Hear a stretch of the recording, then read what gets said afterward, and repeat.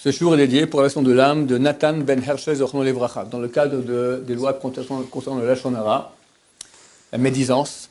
On raconte qu'une fois un admor, de Pshisra je crois, il a dit à son élève, un admor aussi, un petit admor encore, au début de sa vie, le Rav Simcha de Bounam je crois, peut-être je me trompe dans les noms, de partir. Et on sait, l'admorim me dit, il faut écouter sans partir là-bas dans cette direction, dans la ville là-bas, un tel. Bon, ils vont sur la route, ils s'arrêtent dans une auberge pour le repas. Et les élèves du Hadmor vont voir un peu qu'est-ce qu'il y a dans la cuisine, qu'est-ce qu'on peut manger, la viande, qui est le shochet, est-ce que c'est le challah, qu'est-ce qu'ils ont bien fait la salaison, est-ce que... etc. Toutes les questions de cacheroute, tout ça. On entend tout coup une voix comme ça qui crie, et l'Hadmor aussi a entendu ça, dans les cuisiniers qui dit « Eh messieurs, vous posez tas de questions maintenant sur la viande que vous mangez, si c'est caché, etc., etc. Est-ce que vous sortez de votre bouche, vous faites aussi attention à ce point-là » L'Hadmor, il a entendu ça, il a compris, c'est pour ça qu'on m'envoie ici. « Allez messieurs, on rentre à la maison, j'ai compris le message. » Très souvent, les gens font super attention à la cacheroute. Qu'est-ce qu'ils font entrer dans la bouche? Parce qu'ils font attention à ce qui sort de la bouche. Le Rabbi Sonnah Zalsa, il avait dit, très rarement on pose des questions sur la Lashon Hara.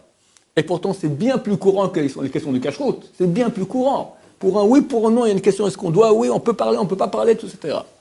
Donc, faisons attention aussi à ce qu'on fait entrer, mais surtout à ce qu'on fait sortir de la bouche. Dans le cas de la Lashon Hara, c'est clair, dire une chose qui est mauvaise sur quelqu'un, hein, alors c'est interdit. Mais des fois, c'est une chose qui est mauvaise, mais tout le monde le fait. Du genre, on va dire un peu, il m'a dit, je te jure. Est-ce que c'est un Lashon Hara? Bien sûr, c'est un Lashon Hara. Bien que 100 fois par jour disent, je te jure, c'est interdit de jurer. La Torah interdit très, très, très gravement. C'est le troisième des 10 commandements. C'est extrêmement grave. Même si on ne fait pas attention, même si on le dit comme ça, mais ça, c'est pas l'intention. Même comme ça. Donc, toi, tu dis, il m'a dit ça. Bon, ben, tout le monde le fait. Alors, c'est pas si grave.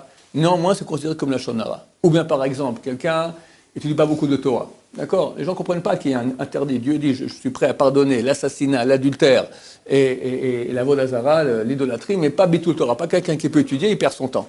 Allez, on fait une partie de poker, allez, on va faire un tour, allez, on regarde un feuilleton, Hachem Ishmor. D'accord? Si quelqu'un a besoin maintenant de se reposer un peu, changer ses idées pour pouvoir mieux étudier après, il n'y a pas de problème. Mais perdre son temps pour perdre son temps, c'est très grave. Attends, on dit ça sur quelqu'un, mais 99% de la population fait comme ça. Néanmoins, c'est considéré comme du Lashon Hara. Il faut beaucoup apprendre à la de Lashon Hara, parce que plus on apprend, plus on commence à faire attention, et ça nous met des limites dans la bouche. Baruch Adonai, l'olam, amen, amen.